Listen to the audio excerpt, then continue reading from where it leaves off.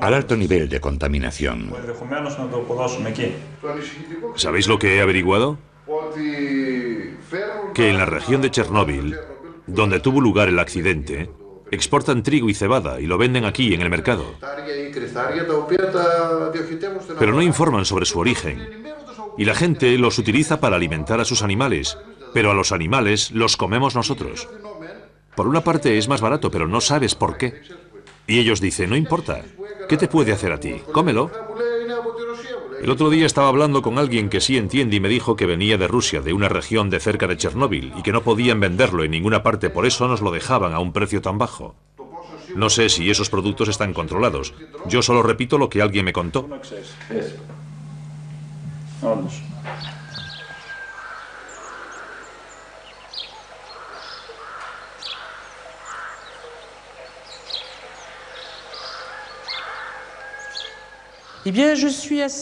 Bueno, estoy un poco preocupada por el hecho de que no se esté haciendo nada para averiguarlo.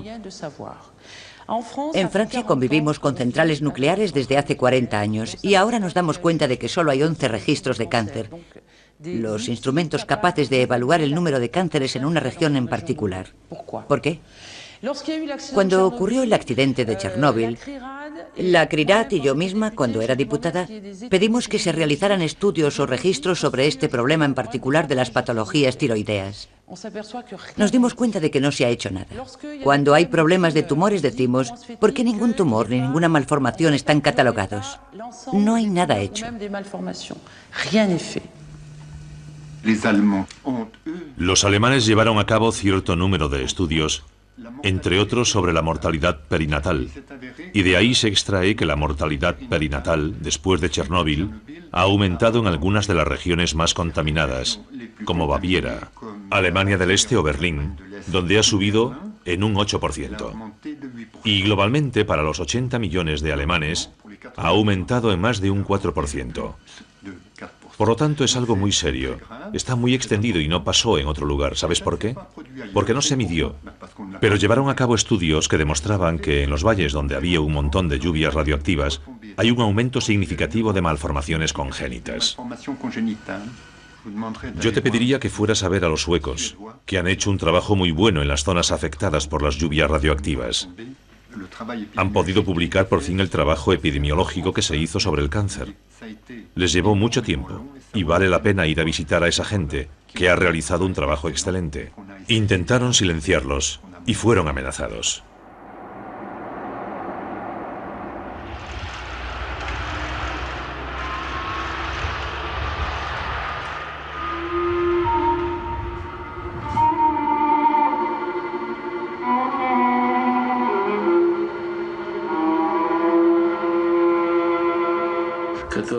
Pensaba que iba a causar problemas para la familia.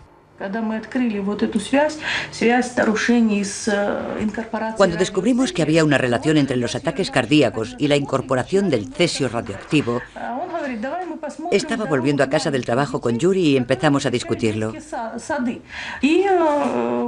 Él dijo, examinemos a niños jóvenes con buena salud, a los que están en la guardería. Y descubrimos que más del 60% de los niños con buena salud presentaban modificaciones en sus electrocardiogramas. Y cuando comparamos la información de las radiaciones gamma en su organismo, las emitidas por el cesio 137, con los electrocardiogramas, observamos una relación permanente. Los niños con una alta concentración de cesio, y nosotros consideramos una tasa alta en exceso los 20 becquereles por kilo, esos niños presentan una alteración en la conductividad cardíaca. De hecho, cuanto mayor era la concentración de cesio, mayor o más compleja era la alteración. ¿Imaginaste el peligro político que esta revelación podía traer consigo? Sí, al principio estaba asustada. Estaba asustada por mi familia, no por mí misma. Él era el director de la investigación y le dije, ¿qué pasa si existe alguna imprecisión? ¿Y si hemos cometido un error en alguna parte?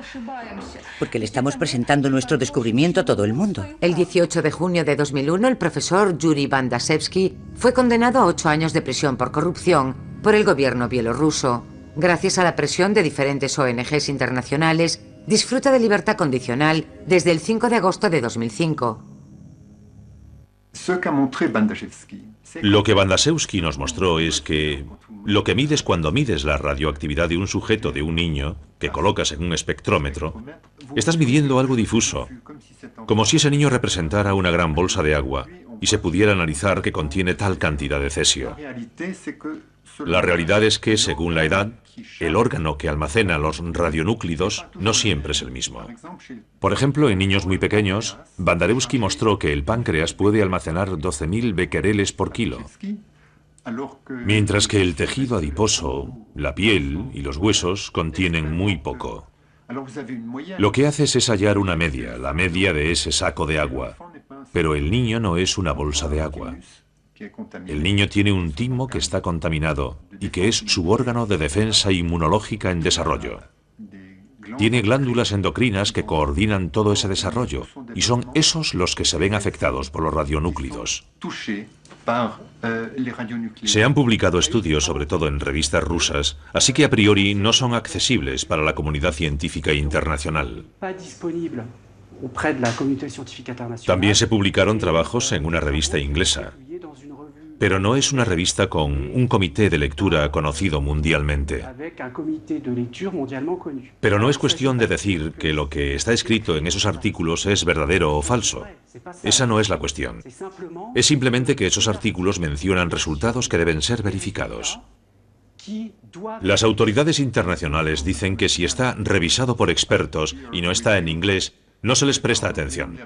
Revisado por expertos significa que al menos la Comisión Francesa de Energía Atómica le ha dado el visto bueno. Y los Álamos, es decir, las dos unidades que fabrican bombas. Y después se considera el tamaño de la población. Ahí creo que deberían cuestionarse los modelos científicos de epidemiología. Necesitas millones de casos para que funcione. Pero la población sami del sur de Noruega solo cuenta con 2.500 personas. En los territorios contaminados de Bielorrusia, en el distrito de Brakin, deben ser 12.500. Así que realmente eso entorpece los estudios, porque no podemos entrar en un marco donde se pueden validar esos estudios a nivel internacional. Yo creo que aquí hay un problema fundamental. ¿Cómo estudiamos algo cuando nos salimos del marco científico? Y hay estudios que se llevaron a cabo en los registros checoslovacos del Dr. Lanfelder de Múnich. Este doctor teme mucho un aumento exponencial de cáncer tiroideo, dada la evolución que hoy en día ve en sus registros. Y hay registros que en este momento están bien. El modelo elegido sería representativo a nivel científico. La riqueza del trabajo de Bandaszewski obligaría a una revisión de las normas ante la contaminación por alimentos. Y al mismo tiempo, a nivel internacional, el Organismo Internacional de Energía Atómica estaba decretando normas muy estrictas en caso de un futuro accidente. Así que el trabajo de Bandaszewski cuestionaba esos niveles. Por ejemplo, de la leche decían que debía ser máximo de 20 becquereles por litro.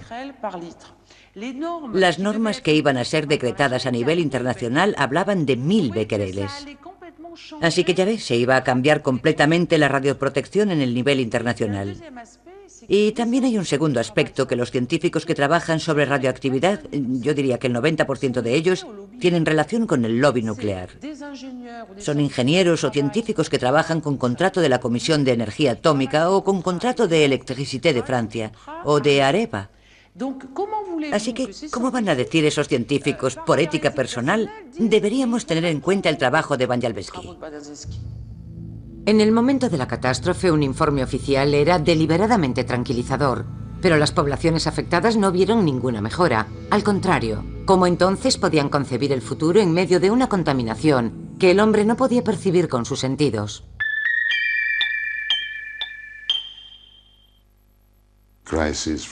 Lo que aprendimos de esta crisis, de este accidente, son dos cosas.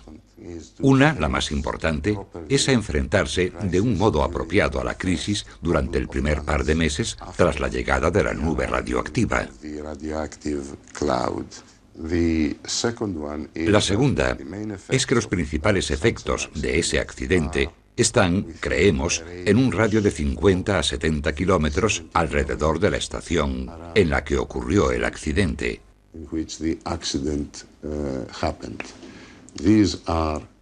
Esa es el área que representa realmente la mayor amenaza.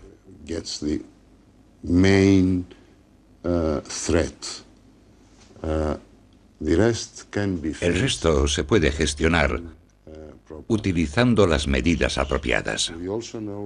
También sabemos que el miedo de la gente era exagerado. Había consecuencias graves, sobre todo para los niños, pero no tantas como la mayoría de la población, o de las poblaciones, debería decir. No solo en Grecia, sino en toda Europa, pensaban y creían. Pero sí hubo consecuencias muy graves,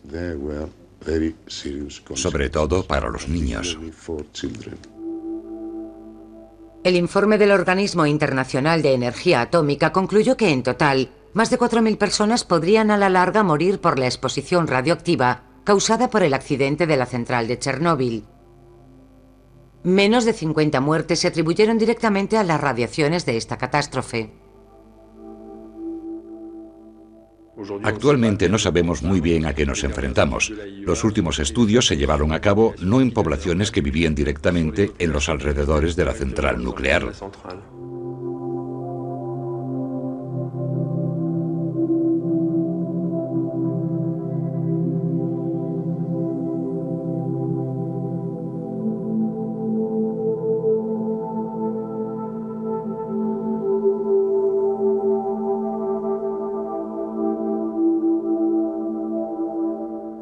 Lo sé por la gente que tiene un resfriado, que empeora muy rápidamente. La gente comienza a toser y 3 días después ya corren riesgo de contraer una neumonía. Es algo que vemos a menudo, esta noción de cronicidad en la enfermedad. De lo que más a menudo oímos hablar es de que fulanito o menganito han ido a este o ese hospital para operarse y tienen muchos problemas tiroideos y cardíacos. La gente se queja de esas cosas habitualmente. Nosotros no vemos a los pacientes directamente porque nuestra acción no tiene que ver directamente con el capítulo de la salud. Lo oímos siempre cuando nos reunimos con los médicos. Nos dicen que hay problemas de salud. Todos los niños están enfermos. Hasta ahora no ha habido reacciones oficiales de la Unión Europea a la publicación de este informe.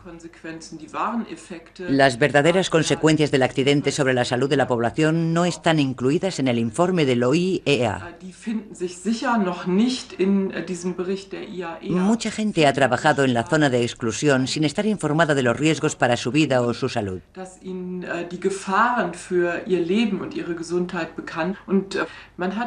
E incluso a pesar de que los reactores de la planta están hoy apagados, todavía no se han creado las condiciones necesarias para la enorme cantidad de residuos producidos después de la explosión, por supuesto, pero también como consecuencia del desmantelamiento. Estos residuos no están almacenados con seguridad y tampoco las empresas de la Europa occidental han conseguido facilitar las instalaciones provisionales para guardar estos residuos radioactivos.